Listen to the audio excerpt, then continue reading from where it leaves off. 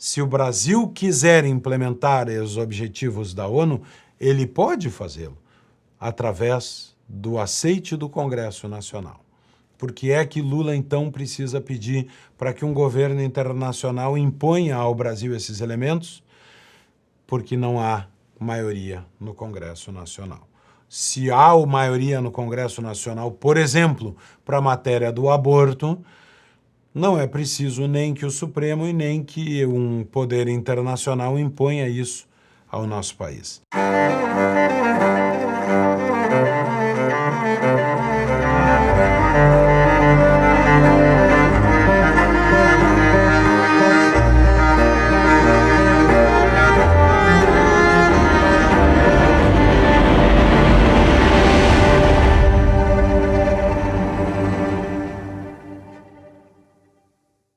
Luiz Inácio Lula da Silva quer um governo mundial. Diversas vezes, nosso presidente da República expressou a vontade de uma governança global capaz de obrigar os estados a seguir aquilo que é decidido nos fóruns internacionais. Eis a opinião de Lula da Silva, mais de uma vez expressada. É importante ter em conta que o mundo está precisando de uma governança global, sobretudo na questão climática. Porque quando nós tomamos uma decisão, e essa decisão é levada para o Estado Nacional, normalmente o Estado Nacional não concorda. Os empresários não aceitam. Os deputados e senadores não votam e não aprovam. Então aquilo que nós aprovamos aqui vai sendo um amontoado de papel que vai ficando dentro da gaveta, depois troca-se de gaveta, mas continua sem funcionamento. Se tem uma coisa que nós precisamos de uma governança global, é a questão climática. E é por isso, Shoa, que o Brasil tem exigido uma nova governança mundial. Por que uma nova governança mundial? Porque se você tirar uma decisão aqui em Belém sobre a questão do clima e não houver uma decisão de cumprimento, volta para o Estado Nacional e os congressos nem sempre aprovam. E aí as coisas não funcionam. Quem é que cumpriu as decisões da COP15 em Copenhague? Quem é que cumpriu o Acordo de Paris? Ou seja, aí não se cumpre porque não tem uma governança mundial com força para decidir as coisas e a gente cumprir. Se cada um de nós sair de uma COP e voltar para aprovar as coisas dentro do nosso Estado Nacional, nós não iremos aprovar. A questão do clima só vai ter solução se a gente tiver decisões globais. Que eu não depender do meu Congresso, que eu não depender que o outro país não dependa do seu Congresso, porque muitas vezes você aprova uma coisa numa COP e quando chega no seu país, o Congresso não aprova. Mas se você não tiver uma governança forte para se exigir o cumprimento das decisões, a gente vai nas reuniões, a gente toma decisões e no ano seguinte a gente faz outras reuniões, toma outras decisões e no ano seguinte faz outra e as decisões nunca entram em vigor, porque quando a gente tenta aprovar no Estado Nacional, muita gente não consegue. Porque a questão climática, se não tiver uma governança global forte, que tome decisões, que todos os países sejam obrigados a cumprir, se nós não tivermos, não vai dar certo. Mas não é só Lula. E não é só por causa dos temas climáticos. O Congresso em Foco e o El País também publicaram opiniões a respeito da criação de uma instância de governança global capaz de submeter os estados nacionais. A desculpa para isso, ou melhor, a justificativa que eles usaram, foi, em primeiro momento, a crise climática. Esse sempre foi o principal condão de Lula da Silva.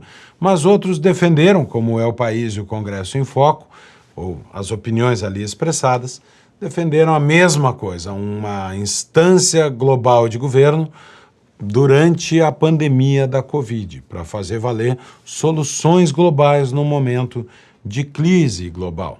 E já foi a pandemia, já foi a guerra da Ucrânia, a questão climática, agora o conflito no Oriente Médio. parece que aqueles que querem uma instância internacional de governo ficam trocando a justificativa, mas mantêm a solução. A doença varia, o remédio é sempre o mesmo. Uma governança global. Quando se fala numa governança global, todos os nossos olhos se voltam para a ONU, a Organização das Nações Unidas, que Lula disse que nós não podemos ter a mesma governança na ONU criada lá nos anos 50, no fim da Segunda Guerra Mundial, que é preciso atualizar tudo isso.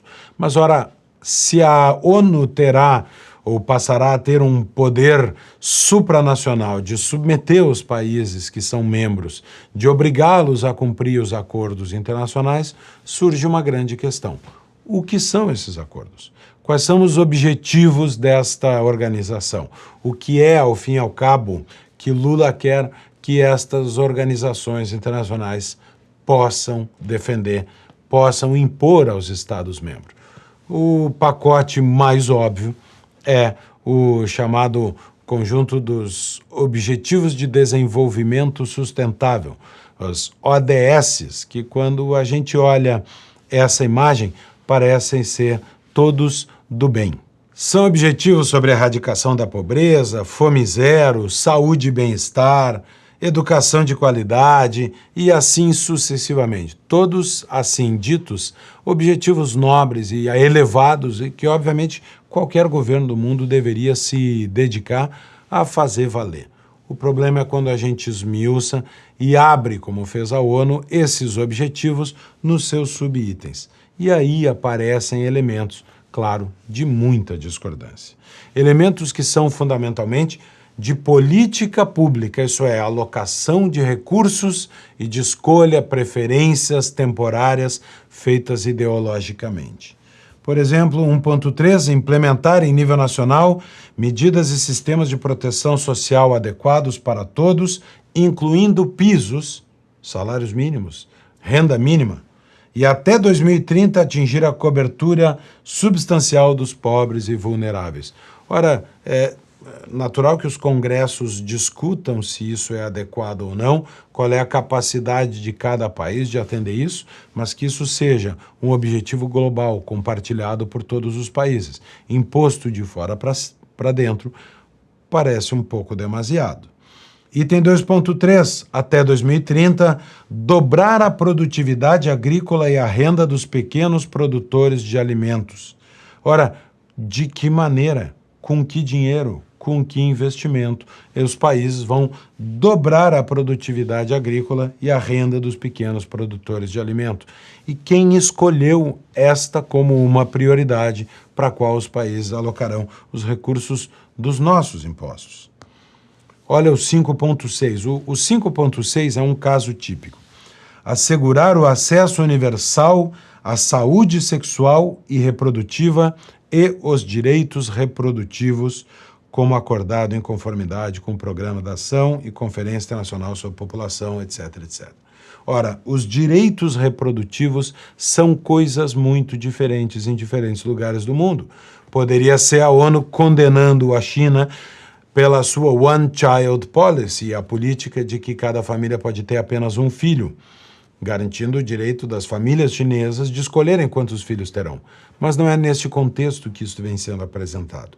Isso vem sendo apresentado como a defesa do aborto, e foi assim que fez a ministra Rosa Weber, quando no seu voto a favor do aborto citou justamente o Objetivo de Desenvolvimento Sustentável 5.6 da ONU, que é a garantia dos direitos reprodutivos. Estas são as partes que os países do mundo parecem, principalmente os países desenvolvidos, os países ocidentais, parecem fazer uma corrida para atender.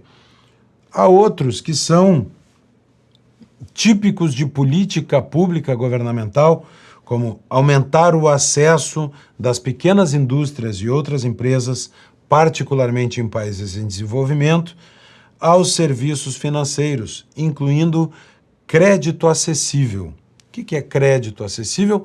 É política de juros, ou seja, o objetivo do desenvolvimento sustentável da Organização para as Nações Unidas, 9.3, tem uma regra de juros subsidiado para pequenas indústrias. Ora, será que os países vão aceitar que uma organização internacional nos imponha, com recursos escassos e limitados do Tesouro Nacional, a subsidiar juros para a pequena indústria?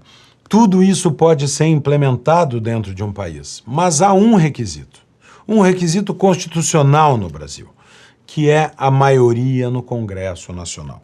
A Constituição brasileira diz, no artigo 84, compete privativamente ao presidente da República, inciso 8, celebrar tratados, convenções e atos internacionais sujeitos a referendo do Congresso Nacional. E o artigo 49 é da competência exclusiva do Congresso Nacional resolver definitivamente sobre tratados, acordos ou atos internacionais que acarretem encargos ou compromissos gravosos ao patrimônio nacional. Ou seja, se o Brasil quiser implementar os objetivos da ONU, ele pode fazê-lo através do aceite do Congresso Nacional. Por que é que Lula, então, precisa pedir para que um governo internacional imponha ao Brasil esses elementos? Porque não há maioria no Congresso Nacional. Se há maioria no Congresso Nacional, por exemplo, para a matéria do aborto, não é preciso nem que o Supremo e nem que um poder internacional imponha isso ao nosso país. Portanto, a lógica de Lula de pedir uma intervenção obrigatória, cogente, forçosa de uma organização internacional significa dizer que não há maioria no nosso Congresso Nacional e que, por isso, nós vamos fazer porque somos obrigados pela comunidade internacional. Mas como a ONU toma estas decisões? Quem é a ONU? Olha, a Carta da ONU diz que cada país tem direito a um voto. Isso significa igualar todos os países do mundo e dizer que todos eles têm direito a um voto. Pode ser Madagascar ou pode ser os Estados Unidos. Podem ser países como o Suriname e a Rússia, independente da sua população. Todos os países têm direito a um voto. E é claro, isso faz com que 22 países árabes muçulmanos tenham 22 votos e Israel apenas um. E talvez isso justifique ou explique por que é que, ao longo da história da ONU, 140 resoluções foram votadas contra Israel e 68 resoluções contra a soma dos outros países.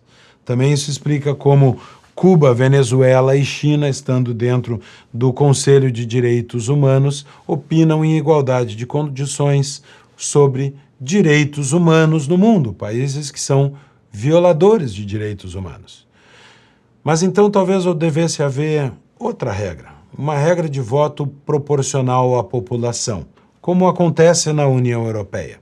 Na União Europeia, a Alemanha tem mais votos do que os países de menor população, e essa é uma das grandes discussões para o ingresso da Turquia na União Europeia, um país que, em cultura, tem diversas diferenças em relação à maioria dos países europeus, mas tem uma população equivalente à da Alemanha, o que colocaria um desequilíbrio dentro do atual jogo de poder na União Europeia.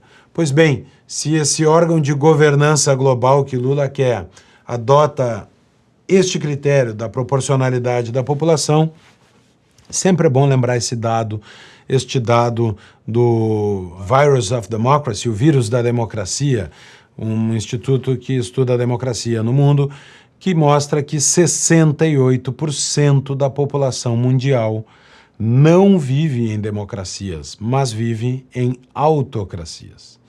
Por exemplo, a China, um dos países mais populosos do mundo, e a Rússia, países de grande população e que são países não democráticos, autocráticos.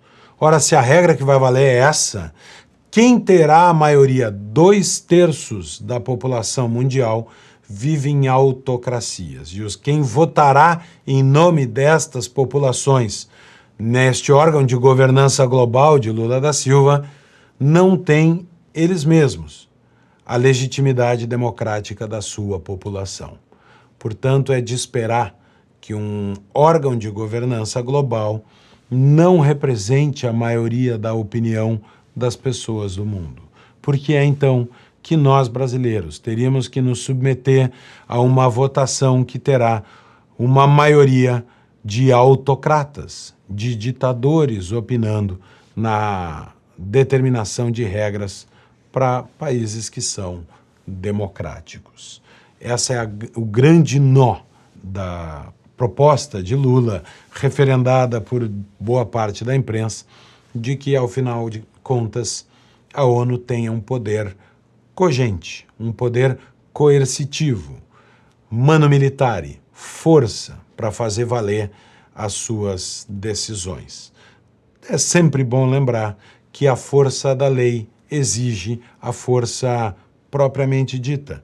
Onde há uma lei que tem que ser respeitada, deve haver uma polícia que faz cumprir esta lei. Dizer que a ONU terá que ter, ou outro órgão, terá que ter força para fazer valer as suas decisões, significa que ela terá que ter uma polícia para fazer valer estas decisões. É claro que tudo isso, para quem vai à Wikipedia e busca a nova ordem mundial, isso lá, é claro, é só uma teoria da conspiração. Mas quando a gente assiste o presidente brasileiro por tantas vezes repetir que é preciso um órgão de governança global, nós começamos a nos convencer de que talvez haja algo de verdade nesta teoria da conspiração. Mas o Brasil tem uma saída para isso. A saída, mais uma vez, está na própria Constituição brasileira. No Congresso Nacional, fortalecer a sua posição de ter a última palavra em tratados e acordos internacionais. É a Constituição brasileira que diz isso. O povo, a democracia do Brasil, não se sujeita à relação internacional, a tratado simplesmente firmado pelo presidente da República, nem aos interesses de outros países.